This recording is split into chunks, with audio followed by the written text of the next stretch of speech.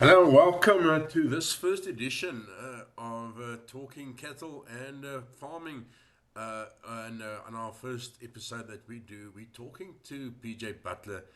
We had this discussion a little earlier live on Facebook, and we unfortunately had to let him go after half an hour. We will again have this discussion with him and probably go into a second and third episode as we talk about embryos, semen, and genetics.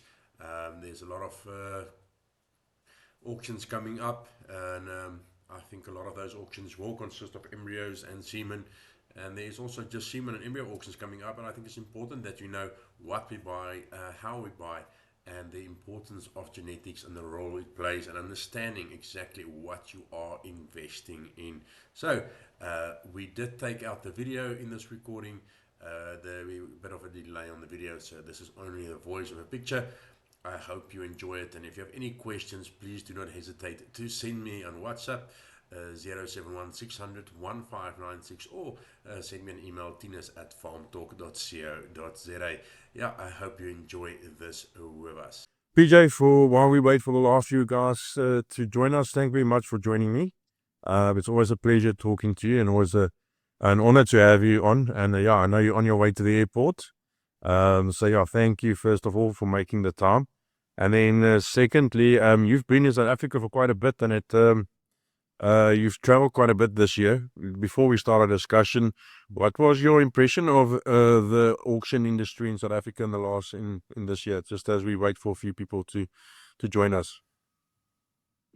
It's been encouraging, I think there've been a few years where a lot of people have been selling bulls under value maybe, and the guys who've persisted and kept at it have started getting rewarded. I've seen some really good bull sale results this year, and especially when you get to the elite seed stock guys who are providing frozen genetics and females and bulls into the market, they're really getting rewarded for, well, it's decades of hard work, and I'm glad this is happening now because the quality needs to be rewarded. Yeah. For those of home, you're more than welcome to send us questions. I'll try to follow up. I see that we are having a little bit of a delay on our video. We are struggling a little bit of connection. I'm not sure why. This will be recorded and you can listen in at any time. Hopefully the connection is not too bad. But I think it's time that we do jump into our questions. I just want to see we do jump into what we came here to talk about, and make sure we get through everything, or we're going to try. Otherwise, we will have a second discussion. PJ, it's this time of year in South Africa. A lot of people start preparing the animals for breeding season. By now, you should have probably started your program in terms of looking after your bulls and breeding selections and so forth. But there's still a few good auctions coming up. There's even a few embryo auctions and stuff like that coming up, and my idea around this discussion is to make sure the guys understand first when they buy semen and when they buy embryos, what the idea is behind it, what the plan is. So I'm going to start with embryos, and we spoke about this at Bloom's show, and I think it's so important. But choosing your embryo, your recipients, I think it's one of the things that we do not give enough attention to, and that we should look into more. Why should people choose carefully when they choose an embryo recipient? Yeah, Tinus, that's a good place to start. So basically, a successful embryo transfer program relies on three different elements. The first part is a good embryo, and I'll get into that later, what I mean by that. The second part is a good technician, and the third part is a good recipient. And any one of those three that are compromised will just shipwreck the entire process. So when it comes to recipients themselves, I think selecting recipients is almost as important as selecting your breeding herd. You want cows that are adapted, cows that are very similar in genotype or breed makeup to the embryo that you're putting in. So if you want to put like a composite type embryo in that's got Indicus and Bos blood in it, you want a similar type of recipient to that. Dairy embryos preferably must go into dairy cows. Indicus embryos into Indicus cows, and definitely British type embryos into British cows. The reason for that is epigenetics, fetal programming, what happens inside the animal, the way genes get turned on and off, the stress and the environment or the comfort inside the womb affects more than just the vitality of the calf. It can also affect genes turning on and off, and can certainly play a big part in how that animal actually expresses itself in its phenotype once it grows up. The other thing is, with colostrum being such a vital part of a calf's vitality, that you must make sure that recipient can provide optimum colostrum to that calf within those first 48 hours, because that also sets that calf on the right track. And a calf that doesn't receive the right colostrum early on in life, it's almost impossible for those calves to actually express good genetics, the genetics that they have. And then the raising of that calf, you want a cow that's got a good udder, that's got ample milk, but that's also not too high in terms of its energy requirements, because you don't want it to be using calories to look after itself and not have surplus calories to give to the calf. So I think to sum it up, and it's hard to find good recipients. They're not always available. There are two ways to do that. The one is to breed your own in your environment, and you breed a herd of recipients for your registered herd and your nucleus herd. And then the second way is to have a relationship with someone who has females available, whether they on contract or to purchase, that has animals that are going to be very adapted to your environment, and that you can screen those cows internally and externally, like, in terms of pelvic measurements, just repro tracts, just making sure that those cows are sound inside but also outside. Temperament is a big thing. You don't want crazy recips, because of injury, but also bad education on the calves, and all the negatives that can go with that. So you want quiet cattle as your recipients. And like I said, and I'm going to re-stress this again, make sure that the recipient and the embryo are very similar genotype, because we've seen big differences. And let me take a step back. This database within the Transover Genetics company, we're going to make between 700 to 800,000 embryos this year. So within that database, we've seen that if you put beef embryos into dairy cows, it's a slightly different phenotype that beef calf has once it matures, and vice versa. If you put dairy embryos into beef cows, they take on the body form of, to a degree, very slight degree, but they take on the body form of that recipient, and that's all through fetal programming and genes being turned on and off through epigenetics. So yeah, I think that would be a 30,000 foot view of how that would all work. Yeah, so quite an interesting topic if you go into it deeply. And I think one of the main concerns for me is people using animals outside of where their animals are running. I think if you can, try to use animals from your own farm or from close to a neighbor's farm, to make sure that they do have that epigenetics, because they do turn, as you said, and you said it beautifully, they turn the potential on and off. And that I don't think everyone understands that with the epigenetics role in genetics. Well, we don't even understand it properly yet. We just starting to learn. Yeah, we're starting to learn. Oh, no, for sure. PJ, when we look at the breed in the future, we see a lot of people, and we saw it. I saw it on the auction the other day. people bringing back all the genetics that they used 20 years ago, and they bring that back. What would be the reason to do that within a breed? Finding the logic behind that, because you would think to yourself that, hey, listen, we've moved on from that. We should have bred in 20 years. We should have bred better. Why would there be a reason to bring back all the genetics? So, yeah, Tinus, in a perfect world where genetic improvement and genetic gain was what happens when you breed cattle every time, then it wouldn't be necessary at all. But as you know, not every mating that we produce, or not every direction that breeds or herds or industries or programs take are in the right direction. So I don't like the term genetic improvement or genetic gain. Like, let's rather call it genetic change, because we don't know, if we're gaining or improving. Let's call it genetic change. And often you'll find, let's take North America, for example. In the mid-70s, there was a very, very good phenotype in North America. It was a moderate-framed, full-bodied animal. They were practical. They worked in the environment.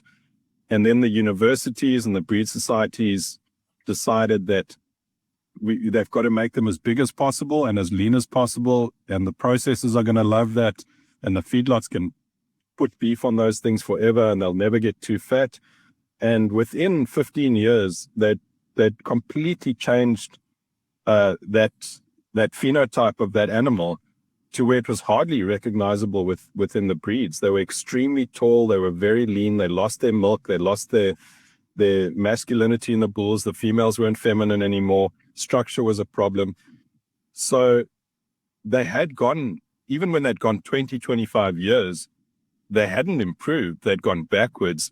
And therefore, there was actually a lot of merit in going back into those mid-70s and finding the bulls that were propagating the profitable, functional, just efficient type cattle that were around at that time, in bringing them back. So I think that's I've seen this work extremely well, because basically what it does is it just resets, like it's a reset. It resets the objectives of where you're wanting to go as an industry or as a herd.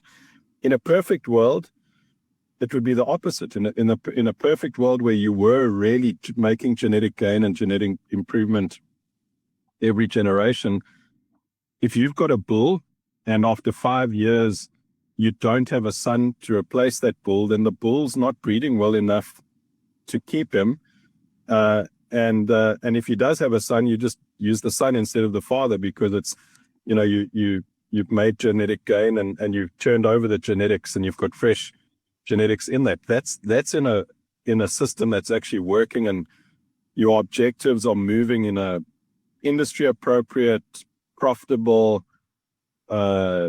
functional type of animal that's actually sustainable in terms of keeping a family operation going. But those two scenarios both play out simultaneously at the same time in every industry. They're always breeders that are going to want to change direction because they've gone in a direction that they see maybe is a little far away from what the needs of the industry are, or what is truly profitable. And then there are the guys that are surging forward, and those guys will always be able to keep turning those genetics over and using sons instead of fathers, if that makes sense. Yeah, it makes a lot of sense. I'll come back to that question a little later. We looks on to another question that I do have for you. I want to go to the purpose of investing in embryos. This is what you do on a regular basis. You advise people on semen and embryos, and what would be the purpose for having an embryo program for a new buyer? I see a lot of these guys, they go into auctions, they spend 30,000-40,000 rand per heifer or pregnant heifer to buy these genetics. It costs them thousands and thousands of rands, and then they sometimes have to go for a lower quality due to the fact that they don't have the money to go buy every top female at every auction. Then you from an embryo side, when you can just buy embryos that probably work, wouldn't that be for a new buyer? Might it not be a better way to go around these things? Yeah, so I think I'm not going to get into how to value what an actual animal is worth, because how long is a rope? There's just no way.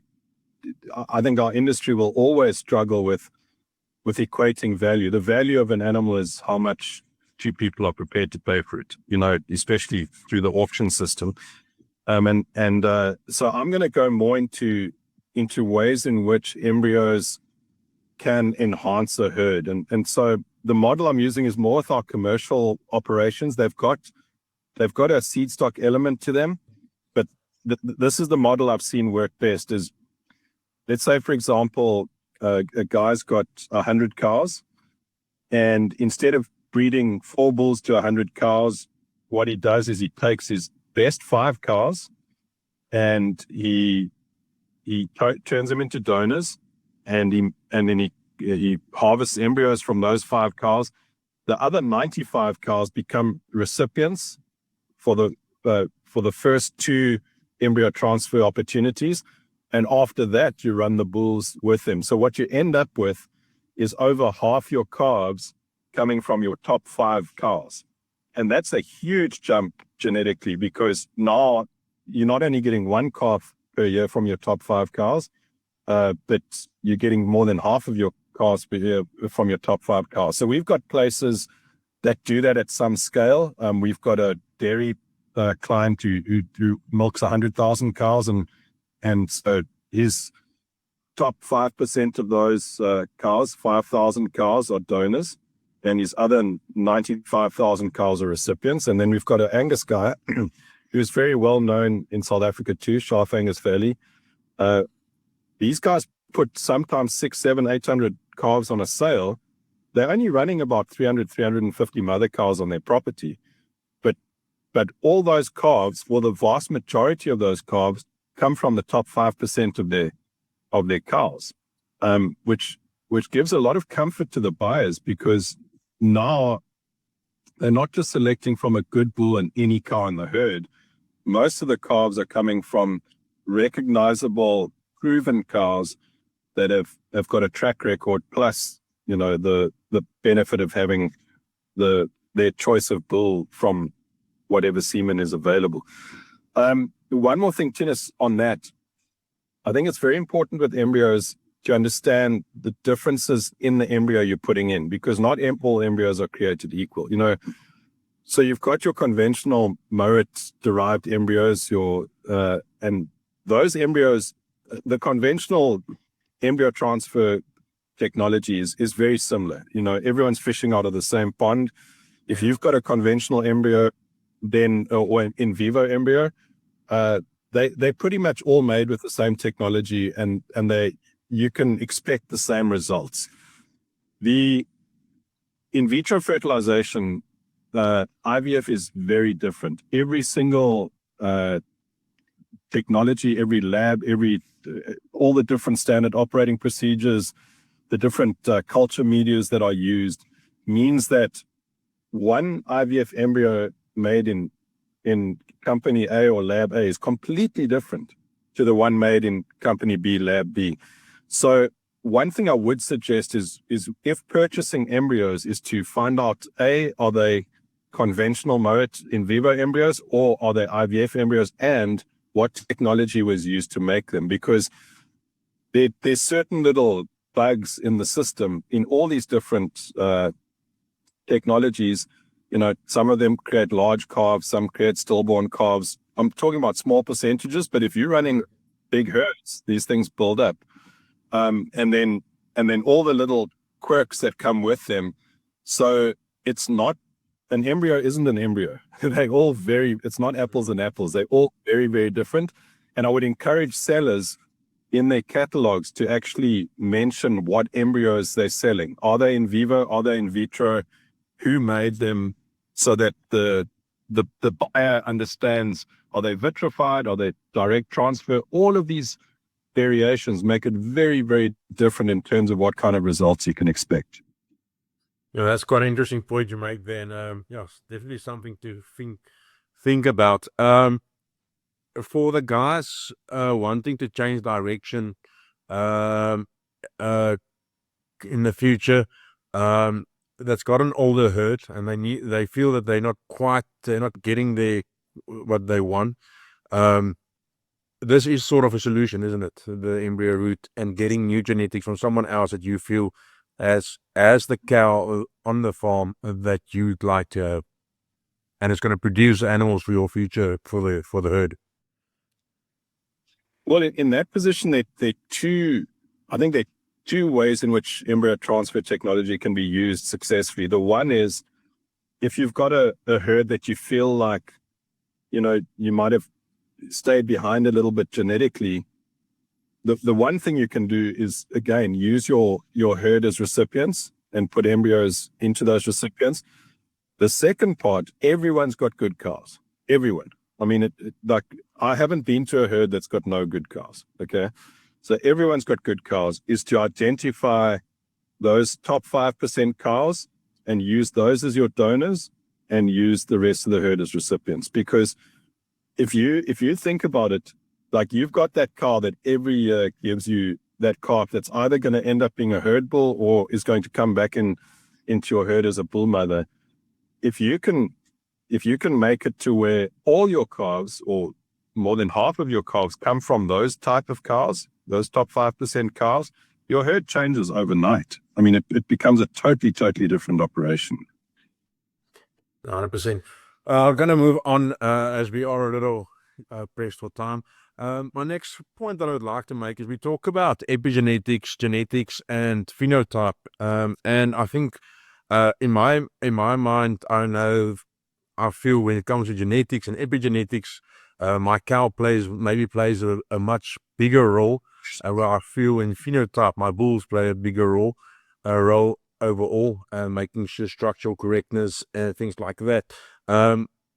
What's your view on buying embryos? And I want to quickly refer to a conversation we had, and I actually posted it this morning at AJ's auction at Larone's, when we spoke about a cow that was 17 years old and in calf to a 16th cow, a calf. That sort of genetics and longevity is what you want in your herd. That is what makes a herd profitable in the long run. When buying in embryos or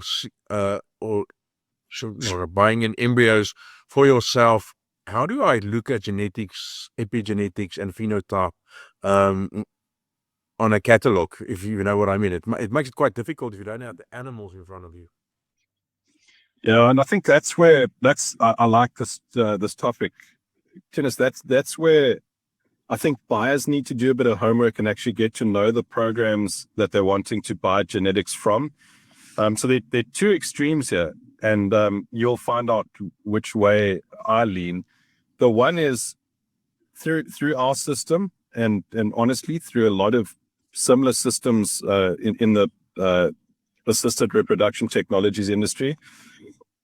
We are aspirating 2-month-old Holstein calves so that when they're a year old, they've already got offspring, and then based just on genomics, then we'll aspirate those calves at 2 months old. So when that original donor turns 2, she's got grandchildren on the ground, and then we keep doing this, and we 5 generations deep on it, just on genomics. So the genetic turnover is lightning fast.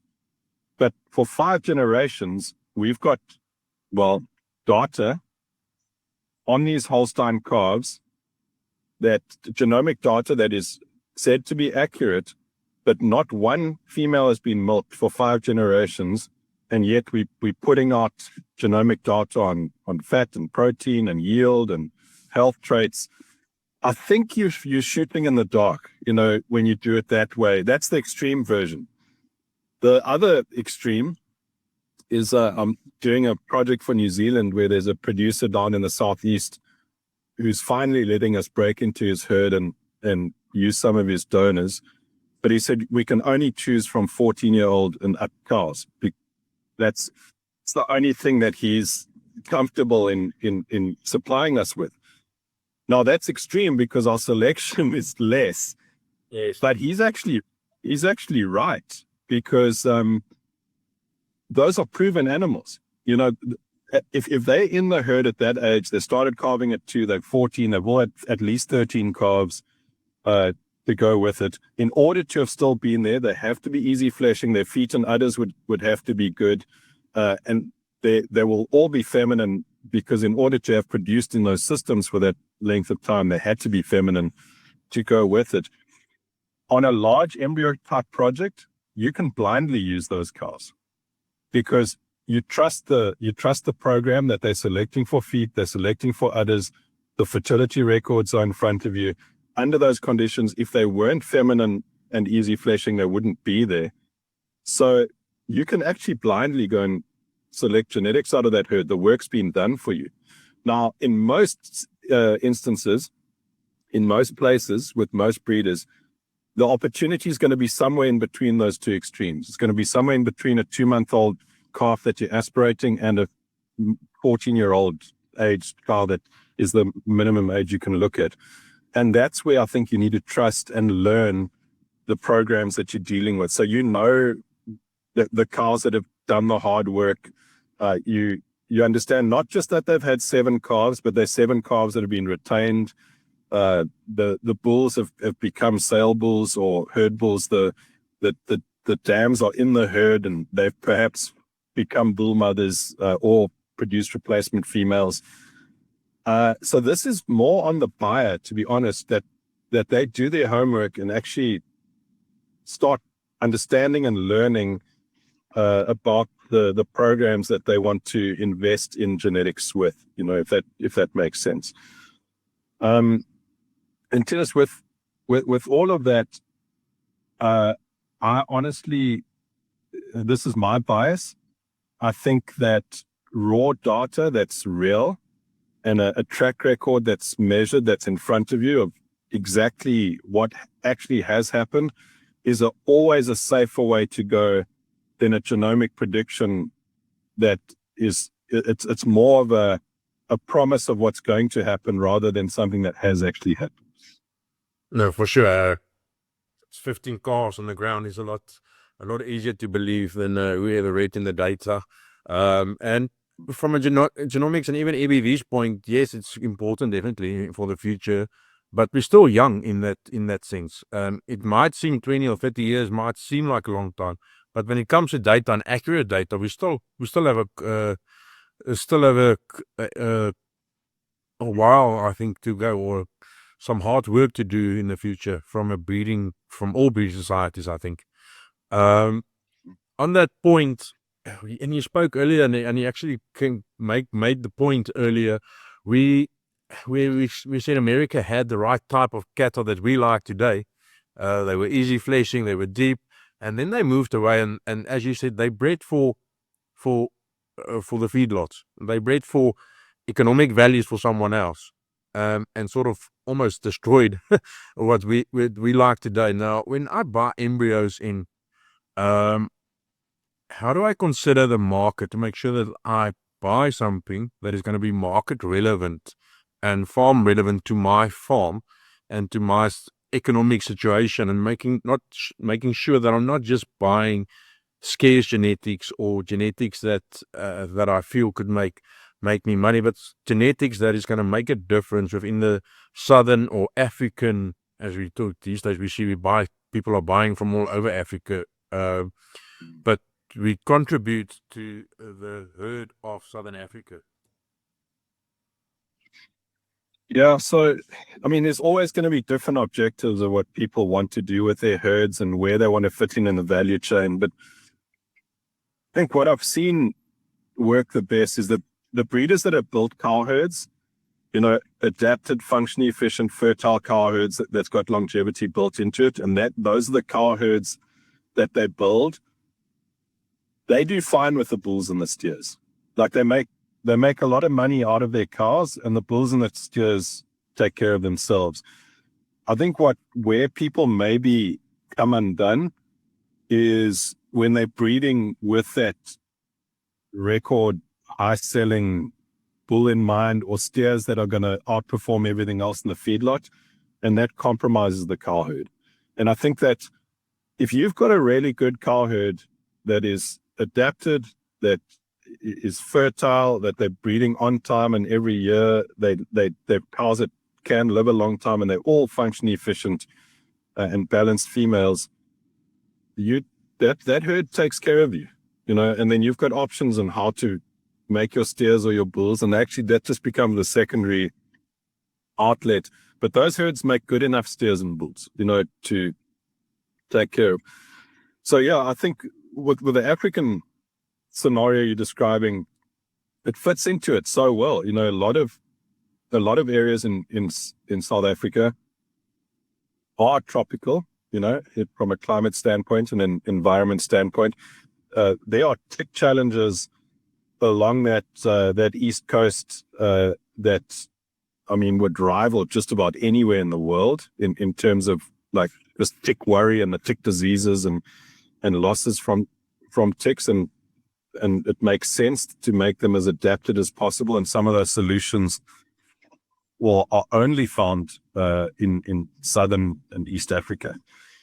And then also just from a frame and body type standpoint, Africa is one of the original places that had cattle. Cattle came from Africa and Europe and Asia.